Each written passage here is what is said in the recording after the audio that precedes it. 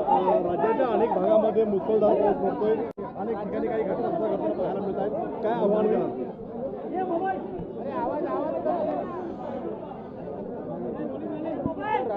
राज्यामध्ये विशेषतः MMR region असेल, ठाणे, रायगड, पालघर असेल, पुण्याचा काही भाग असेल, नाशिकचा काही भाग असेल आणि इतरही काही भागांमध्ये अतिशय मुसळधार अशा प्रकारचा पाऊस आहे।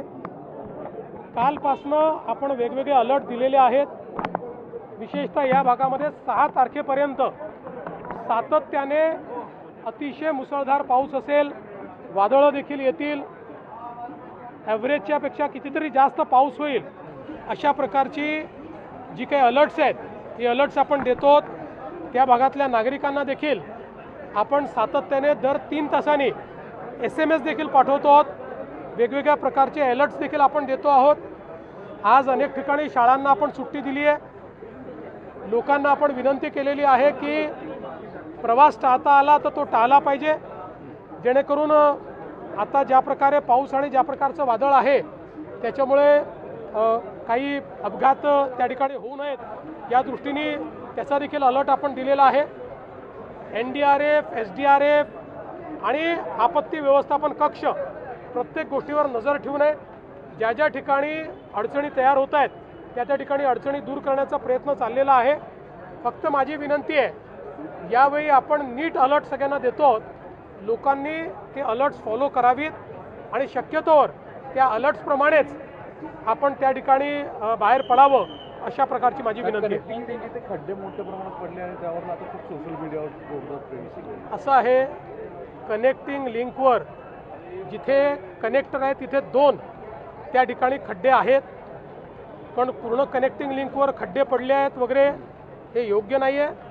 मुळामध्ये काही लोकांना याच्यातच आनंद आहे की कुठल्याही गोष्टीला खूप ॲम्प्लिफाय करायचं।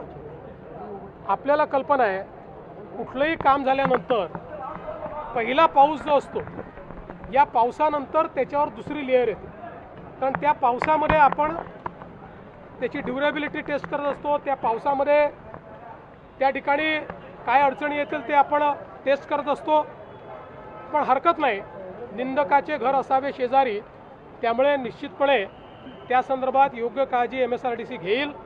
आणि पुन्हा एकदा सांगतो, दरवेळेस तेच त्या गोष्टी सांगाव्या लागतात। नवीन उड्डाण पूल केला की त्या ठिकाणी मास्टिक एस्फाल्ट आपण जेव्हा टाकतो ते सुरुवातीला जमाच होतं, त्याच्यानंतर मग ते त्या ठिकाणी योग्य पद्धतीनं चालतं। अनेक ठिकाणी आपल्याला केलेलं काम जे आहे ते सेटल करावं लागतं। या इंजिनिअरिंग गोष्टी आहेत, तथापि निश्चितपणे जर हे लक्षात आणून दिलेलं आहे तर त्याच्याकडे लक्ष दिलं जाईल। कुठे जर काही कमतरता असतील तर त्या कमतरता दूर करता येतील। पण देशातला सर्वात उंच पूल, देशातले सर्वात रुंद बोगदे, देशामध्ये डॅमच्या खाली बोगदा हे पहिल्यांदा आपण करून दाखवलेलं आहे। त्यामुळे निवड टीका करणं हे टीकाकारांनी लक्षात घेतलं पाहिजे।